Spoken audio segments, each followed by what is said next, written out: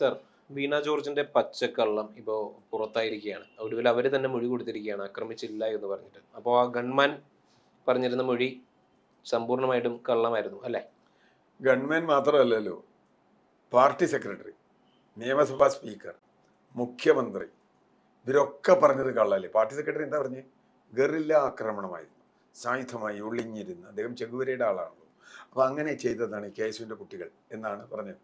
അപ്പം അതിൽ ഏറ്റവും വലിയ പ്രശ്നം എന്താ വെച്ചാൽ ആ നിലപാട്, ഇപ്പോൾ ഷംസീറിൻ്റെ നിലപാട് അല്ലെങ്കിൽ പാർട്ടി സെക്രട്ടറിയുടെ, മുഖ്യമന്ത്രിയുടെ നിലപാട് എന്തൊക്കെയാണ് അവർ പറഞ്ഞത്? അടികൊണ്ട് തകർന്ന് കഴുത്തൊടിഞ്ഞ് കൈയൊടിഞ്ഞ് അവിടെ അടയാളം. അവർ ICUവിൽ അഡ്മിറ്റ് ചെയ്തു, വെന്റിലേറ്ററിൽ കൊണ്ടുപോയി. 12 ഡോക്ടർമാർ, 12 വിവിധ സ്പെഷ്യലിസ്റ്റുകൾ അവരെ നോക്കി. ഗുരുതരമായ അവസ്ഥയാണ്. പക്ഷെ 4 മണിക്ക് തന്നെ പിന്നീട് അവിടെയാണ് കാര്യം. രാത്രി ഗുരുതരമായ അവസ്ഥയുള്ള ഒരു രോഗി, വെന്റിലേറ്ററിലുള്ള രോഗി 4 മണിക്ക് സ്വന്തം കാറിൽ കയറി പത്തനംതിട്ടയ്ക്ക് പോയി. കണ്ണൂരിൽ നിന്ന്, പരിയാരത്ത് നിന്ന് പത്തനംതിട്ടയ്ക്ക് പോയി. എന്ന് വെച്ചാൽ 500 കിലോമീറ്റർ യാത്ര ചെയ്ത് പോയി. 500 അല്ല, അതിൽ കൂടുതലുണ്ട്. അപ്പോൾ 500 കിലോമീറ്റർ ഈ നമ്മുടെ റോഡിൽ കൂടി യാത്ര ചെയ്ത് പോകാൻ ഒരു വിഷമമില്ലാത്ത ഒരാളായിരുന്നു. തലേ ദിവസം നമ്മൾ പറഞ്ഞത് വലിയ തോതിൽ ഗുരുതരാവസ്ഥയിലാണ്, മന്ത്രിയുടെ പ്രശ്നമാണ്. ഇതിൻ്റെ 2-3 ഇമ്പാക്റ്റ് ഉണ്ട്. ഒന്നാമത്തെ ഇമ്പാക്റ്റ്, കേരളം മുഴുവൻ കലാപം നടത്തിയില്ലേ DYFIയും CPMകാരും? കലാപം നടത്തിയില്ലേ?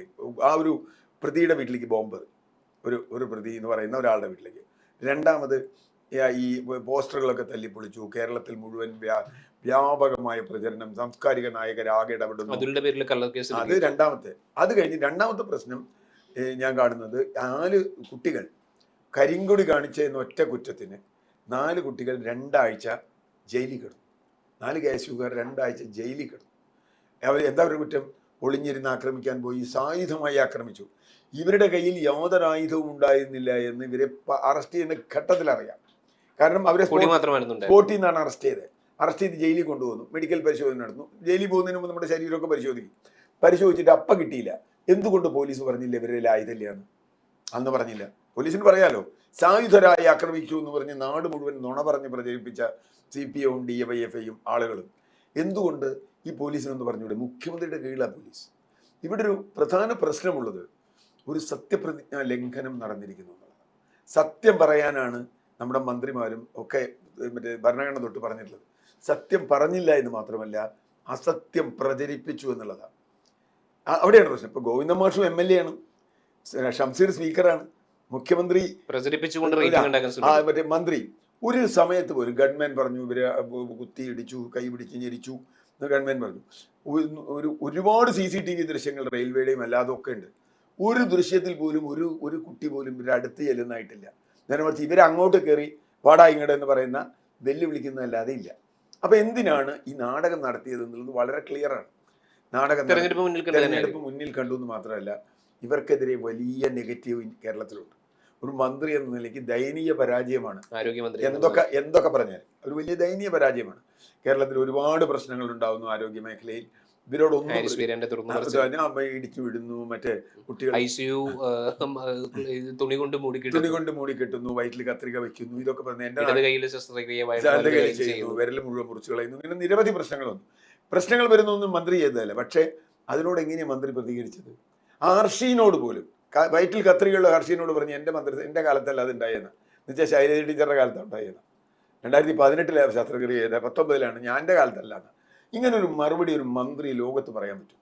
പറയാൻ പാടില്ലല്ലോ. ഒരു സ്ത്രീയാണ്, ഒരു മനുഷ്യനാണ്, ഒരു ഇടതുപക്ഷ രാഷ്ട്രീയമുള്ള ആളാണ്. അപ്പോൾ മാത്രമല്ല, കഴിഞ്ഞ ഗവൺമെൻറ് കാലത്ത് ശൈലജ ടീച്ചർ കുറച്ച് PR വർക്ക് കൊണ്ടാണെങ്കിൽ ഉണ്ടാക്കിയ ഒരു ഇമേജ് ഉണ്ട്. ആ ഇമേജ് പോലും അതുപോലും അതുമായിട്ട് കമ്പയർ ചെയ്യുമ്പോൾ പോലും ഇവർ വലിയ പരാജയമായി. ഇവർക്ക് സമുദായത്തിന്റെ പിന്തുണ ഇല്ലാതായി, ഇവൻ കുടുംബത്തിന്റെ പോലും പിന്തുണയില്ല എന്നുള്ളതാണ് നമ്മൾ മനസ്സിലാക്കുന്നത്. അവിടെയാണ് ചോദ്യം, എന്തുകൊണ്ട് ഈ മൊഴി പിറ്റേ ദിവസം എടുത്തില്ല? ഇവര് പത്തനംതിട്ട വരെ യാത്ര ചെയ്തല്ലേ കാറിൽ? ആ യാത്ര ചെയ്ത പത്തനംതിട്ട വരെ, പരിയാരത്ത് നിന്ന് പത്തനംതിട്ട വരെ യാത്ര ചെയ്യുന്ന ഒരാളോട് മൊഴിയെടുക്കാൻ സമയം കിട്ടിയില്ല എന്ന് പറഞ്ഞാൽ നമ്മളാണ് ഈ പ്രതിയെങ്കിൽ എന്താ ചെയ്യുക? വേറെ ഏതെങ്കിലും ഒരാളെ പ്രതിയെങ്കിൽ അല്ലെങ്കിൽ സാക്ഷിയെങ്കിൽ ആ മൊഴി അപ്പെടുക്കണ്ടേ? ആ മൊഴി എടുത്തില്ല. അതെന്തുകൊണ്ടാണ്? ആഭ്യന്തര വകുപ്പ് ഇടപെട്ടത് കൊണ്ടാണ്. അപ്പം മൊഴി എടുത്തിരുന്നെങ്കിൽ എന്താ സംഭവിക്കുക? അപ്പം മൊഴി എടുത്തിരുന്നെങ്കിൽ മൊഴി വരും. ഗവൺമെൻറ് പറഞ്ഞ മൊഴി നുണയാന്ന് വരും. CCTV ദൃശ്യം മുഴുവൻ കേരളം കണ്ടതാണ്, എല്ലാ ചാനലുകളും കാണിച്ചതാണ്. എന്നിട്ടും ചാനലിൽ ചില പല വീരന്മാർ വന്നിരുന്നു, പാവം മന്ത്രി ആക്രമിച്ചു, എന്തൊരു ഘട്ടം എന്നൊക്കെ പറഞ്ഞ് വലിയ അലറി വിളിച്ചില്ലേ? ഈ അലറി വിളിച്ചവരൊക്കെ ഇപ്പോൾ എവിടെ? ചാനലുകാരെവിടെ? ഈ രാഷ്ട്രീയ നേതാക്കൾ എവിടെ? ഇവരെ നാട്ടുകാരെ തല്ലി ചതച്ച ആളുകൾ എവിടെ? ഇവരെ അറസ്റ്റ് ചെയ്ത് ജയിലിട്ട പോലീസ് എവിടെ? ഇത് മുഴുവൻ നിയമലംഘനവും സത്യപ്രതിജ്ഞാ ലംഘനവുമാണ്. ഇത് ഞാൻ പറഞ്ഞത് ഇതുപോലെ ഈ അസത്യങ്ങൾ പ്രചരിപ്പിക്കാനായിട്ട് പാർട്ടി സംവിധാനത്തിന് വലിയൊരു കഴിവാണ്. അല്ല, അവരെ സംബന്ധിച്ചിടത്തോളം അവർക്ക് സോഷ്യൽ മീഡിയയിൽ വലിയൊരു കടന്നൽ ഗ്രൂപ്പുണ്ട്. അവർക്ക് സംഘടന, പാർട്ടി സംഘടന എന്നുള്ളത് കേരളത്തിലെ ഏറ്റവും സംഘടിതമായ പാർട്ടി CPM ആണ്, സംശയമൊന്നുമില്ല.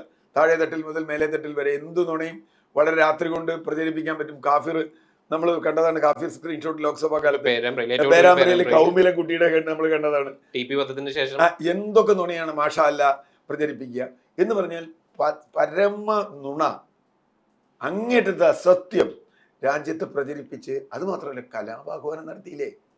കലാപാഹ്വാനം ഇതിനല്ലേ കേസെടുക്കണ്ടേ? എന്തുകൊണ്ട് EMAയുടെ ഈ മന്ത്രി വീണ ജോർജിന്റെ സ്റ്റേറ്റ്മെന്റ് പിറ്റേ ദിവസം എടുത്തില്ല? ആ സ്റ്റേറ്റ്മെന്റ് തെരഞ്ഞെടുപ്പ് പ്രചരണത്തിലായ സ്റ്റേറ്റ്മെന്റ് എടുക്കൂടെ? തെരഞ്ഞെടുപ്പ് പ്രചരണത്തിൽ എത്രയോ ആളുകൾ സ്റ്റേറ്റ്മെന്റ് എടുത്തിട്ടുണ്ട്, എത്ര ആളുകൾ പോലീസ് സ്റ്റേഷനിൽ പോയിട്ടുണ്ട് ആ സമയത്ത്. അപ്പോൾ തെരഞ്ഞെടുപ്പ് പ്രചരണം ആവട്ടെ, എന്തോ ആവട്ടെ, 15 മിനിറ്റോ 1 മണിക്കൂറോ ഒരു പോലീസ് സ്റ്റേറ്റ്മെന്റ് എടുക്കാൻ പറ്റാതിരുന്ന എന്തുകൊണ്ടാണ്? എടുത്താൽ ഇത് പൊളിഞ്ഞു പോകും. അത് ഇവർക്കറിയാം. എന്ന് പറഞ്ഞാൽ തങ്ങൾ ചെയ്യുന്നത് പരമ നുണയാണ് എന്ന് നന്നായി അറിഞ്ഞുകൊണ്ട് തന്നെയാണ് മുഖ്യമന്ത്രി മുതൽ മന്ത്രി വരെയുള്ള മുഴുവൻ ആളുകളും പാർട്ടി സെക്രട്ടറി അടക്കം ചെയ്തത്. ഇത് ജനങ്ങളോടുള്ള വലിയ വെല്ലുവിളിയാണ്. കാരണം എന്താ വെച്ചാൽ ഇവരെ സംബന്ധിച്ചിടത്തോളം ഇങ്ങനൊരു മന്ത്രി പെരുമാറാൻ തീരുമാനിച്ചാൽ ഒരു പാർട്ടി സിമ്പതി പിടിച്ചു പറ്റാനാണ് ശ്രമിച്ചത്. ആ സിമ്പതി പിടിച്ചു പറ്റിയത് പൊളിഞ്ഞു പോയില്ലേ? അത് ഈ വിവരം തെരഞ്ഞെടുപ്പിന് മുമ്പാ വന്നെങ്കിലും ഈ കൊടുത്ത സ്റ്റേറ്റ്മെന്റ് തെരഞ്ഞെടുപ്പ് 9-ാം തീയതി അല്ലായിരുന്നു, ഒരു 7-ാം തീയതിയാണ് ഈ സ്റ്റേറ്റ്മെന്റ് വന്നതെന്നൊക്കെയാ. കേരളത്തിൽ വീണ ജോർജിന് കെട്ടിവെച്ച കാശ് കിട്ടില്ല. വാശിയേറിയ മത്സരം എന്നല്ല, കെട്ടിവെച്ച കാശ് കിട്ടില്ല. കാരണം ജനങ്ങൾക്ക് മനസ്സിലാവില്ല ഇത്രയും വീണ ജോർജിനും അറിയാം, എല്ലാവർക്കും അറിയാം. അല്ല, അത് മാത്രമല്ല, അല്ല ഞാൻ പറഞ്ഞത്, പക്ഷെ ഇതിപ്പം മൊഴി കൊടുത്തില്ലെങ്കിലും തെരഞ്ഞെടുപ്പിന് മുമ്പ് തന്നെ ജനങ്ങൾക്ക് നല്ല ബോധ്യം വന്നിരുന്നു വീണ ജോർജിനെ ആക്രമിച്ചിട്ടില്ല. കാരണം പിന്നെ CPM മിണ്ടിയിട്ടില്ല വീണ ജോർജിന്റെ കാര്യം. പിന്നെ CPM മിണ്ടിയിട്ടില്ല. 15 ദിവസം ഇവർ ജയിലിട്ട് ഇവർ പുറത്തിറങ്ങിയതിന് ശേഷം മിണ്ടിയിട്ടില്ല. ഇപ്പോഴും എന്നിട്ട് അതുൽ എന്ന് പറയുന്ന ആ യുവാവിനെ നേരെ ഇപ്പോഴും പണി കൊടുക്കുക. കാരണം ഞാൻ കുറേ വർഷങ്ങൾക്ക് മുമ്പ് ഏതൊരു സ്ത്രീയോട് കാറിലിരുന്ന് മോശമായി വർത്തമാനം പറഞ്ഞു എന്നൊരു കേസ് ഉണ്ടാക്കി. ഇപ്പൊ അവർക്കെതിരെ എനിക്ക് തോന്നുന്നു ഈ വീണ ജോർജിനെതിരെ പ്രതിഷേധം നടത്തിയോണ്ട്, അല്ലെങ്കിൽ 2 കൊല്ലം മുമ്പുള്ള ഒരു കേസ് പോയോ? ഇല്ലല്ലോ. ഭാര്യയൊക്കെ കുത്തിപ്പൊക്കി കൊണ്ടുവന്ന് കേസ് ഉണ്ടെങ്കിൽ എടുത്തോട്ടെ, നമുക്ക് യാതൊരു വിരോധമില്ല. സ്ത്രീകളോട് മോശമായി പെരുമാറി എവനും കേസെടുക്കണം. അത് V ശശിയിലും കേസെടുക്കണം, PK ശശിയാലും കേസെടുക്കണം, ആരെയും കേസെടുക്കണം എന്ന് പറയുന്ന ആളാണ് ഞാൻ. പക്ഷേ അതങ്ങനെ ചെയ്യില്ലല്ലോ. ഇപ്പൊ ഈ അതുൽ ഈ ഒരു കേസിൽ പെട്ടതുകൊണ്ട് അതുലിനെതിരെ കേസെടുക്കുക എന്ന് പറഞ്ഞാൽ അധികാര ദുർവിനിയോഗം ശക്തമായി നടത്തി. ഭരണം ഉപയോഗിച്ചു, പാർട്ടി സംഘടന ഉപയോഗിച്ചു, മാധ്യമങ്ങൾ ഉപയോഗിച്ചു. നിന്നിട്ടൊരു മാപ്പ് പറയാൻ ഈ മന്ത്രി ഒരു മാപ്പ് പറയണ്ടേ? ഈ രാജ്യത്ത് ഞാൻ കലാപാഹ്വാനം നടത്തി, എന്റെ തെറ്റ് പറ്റിയതാണ്, അതൊന്നും നമുക്ക് അവരിൽ നിന്ന് പ്രതീക്ഷിക്കാൻ. അതാ പറഞ്ഞു. പാർട്ടി സെക്രട്ടറി മാപ്പ് പറഞ്ഞില്ല. എന്നിട്ട് ഇവർ പറഞ്ഞ, നീ ഇപ്പോൾ MA ബേബി പറഞ്ഞ തെറ്റ് തിരുത്തുന്നു. എന്ത് തെറ്റ് തിരുത്താൻ? ബംഗാളിലെ ജനങ്ങളോട് ഞങ്ങൾ മാപ്പ് പറഞ്ഞാൽ ഇപ്പൊ ഇതിപ്പോ നമ്മൾ ആലോചിക്കുമ്പോൾ ഇതിവിടെ എത്രയെങ്കിൽ ബംഗാളിൽ എന്തൊക്കെ ചെയ്തിട്ടുണ്ടാവും, ഞാൻ എത്ര സഹിച്ചിട്ടുണ്ടാവും ഇമാതിരി നുണകൾ. കേരളത്തിൽ ഈ കേരളത്തിൽ ഇത്രയൊക്കെ മാധ്യമങ്ങൾ ഉള്ളതുകൊണ്ടല്ലേ ഇത്രയെങ്കിലും അവസാനം പറയേണ്ടി വന്നു. 10 വർഷമേ സഹിക്കേണ്ടി. അപ്പൊ അതുകൊണ്ട് ഈ നുണപ്രചരണത്തിലൂടെ ഇവർക്ക് അധികാരം നിലനിർത്താം, വീണ ജോർജിന് എങ്ങനെയെങ്കിലും വീണ്ടും MLA ആവാം, മന്ത്രിയാവാം എന്നൊക്കെയുള്ള ആ ദുരാഗ്രഹങ്ങളൊന്നും നടക്കില്ല. കാരണം ഇത് തെരഞ്ഞെടുപ്പിന് ശേഷം ഉണ്ടായ മുഴുവൻ സംഭവങ്ങളും, തെരഞ്ഞെടുപ്പിന് ശേഷം പുറത്തു വന്ന പല കാര്യങ്ങളും ഈ പറഞ്ഞതുപോലെ ഗവൺമെന്റിന്റെ പൊള്ളത്തരങ്ങളെ തുറന്നു കാണിക്കുന്നതാണ്.